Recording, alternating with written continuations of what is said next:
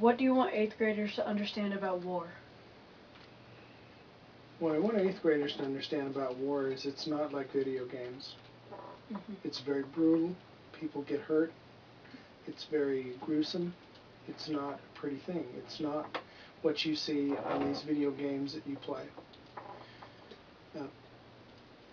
You don't get to recharge if you're shot or you're in an explosion in war. It's over. And I think that a lot of our video games that we play these days, a lot of Hollywood's glamorization of combat and those kinds of things, and make it not real. War's real. People die. People get hurt. People get maimed. Innocent people die. War is not fun. You don't want to go to war unless it's the last resort. That's what you need to realize about war. What are your strongest memories from this time in your life? My strongest memories are my friends, my comrades, the companionship that the camaraderie that we developed as fighting units. Because keep in mind, when you're in a fighting unit, your job is to go to war. And you have to protect and take care of each other. And there's probably no stronger bond than like the show that you've seen, The Band of Brothers, what talks about the men who went during World War II. When the enemy's trying to shoot you and hurt you, you form bonds that are not explainable anywhere else. So some of those memories are very fond to me. If we had unlimited time and lots of time, lots of the flying memories are fun. My first ride in an F-16, I took off and the gear didn't come up.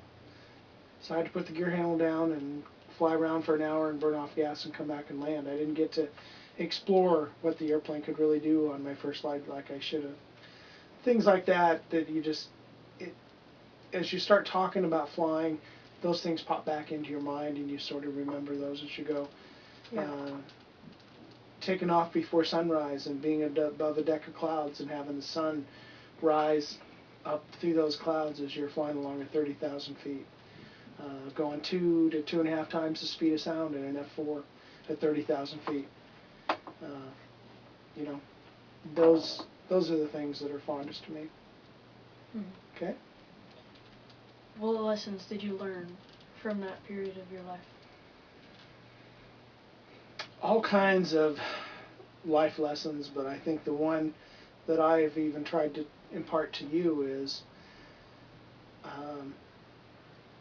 don't let people tell you no. And what I mean by that is there are things that when somebody says no, yes, common sense says that you shouldn't do that. But what I mean is if you have a life goal that you want to do, and mine was I wanted to be a pilot and I wanted to fly. And because my eyes were 20/30 and not a perfect 20/20 when I first came out of college, they said, no, you can't be a pilot. The best you can be is a navigator. But I didn't let them tell me no. I kept working hard. I did my education. I prepared myself every time I could to be a pilot. I did my job as best that I could all the time. And I would tell every general and every colonel that I came across that, General, my name is Lieutenant Rich Thomas at the time. I want to go to pilot training. Can you help me out?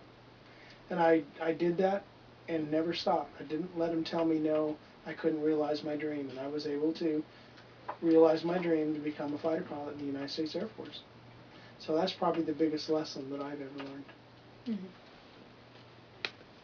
What is your opinion of recent world events and the United States military involvement in them?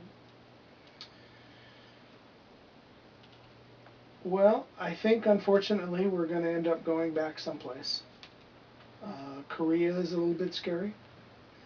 I hope that we don't have to get involved there. We have a great military presence there as it is right now.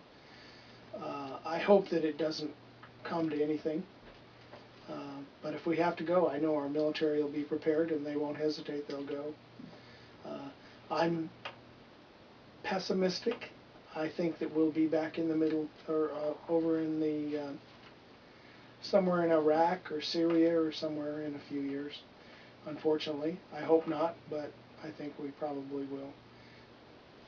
But I hope we learned our lesson well from the Gulf War, in that when President Bush, the older President Bush, decided it was time to go to war there, he turned it over to the military, and he let the military do what they do the best. Mm-hmm. He gave them their objective, he told them what to do, and they went and did it. From Vietnam, the war, when I was a little older than 8th graders at the time, but when that was happening, that didn't happen. They tried to run that from Congress and the President, and it just doesn't work.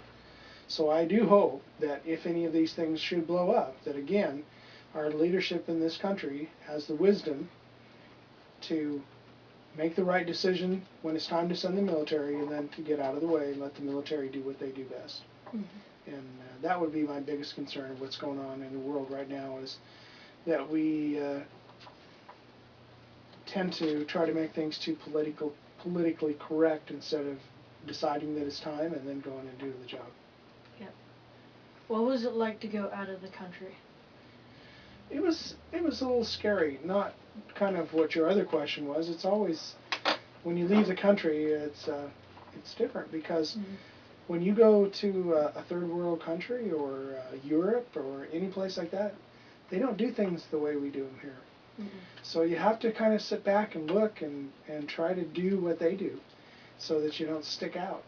And but what I found in other countries is, for the most part, the general people are very kind and very accommodating and very nice if you'll do the same thing to them and be nice back to them. Sometimes we Americans take a little bit of an attitude with us when we go to other countries, and that's what gets us in troubles.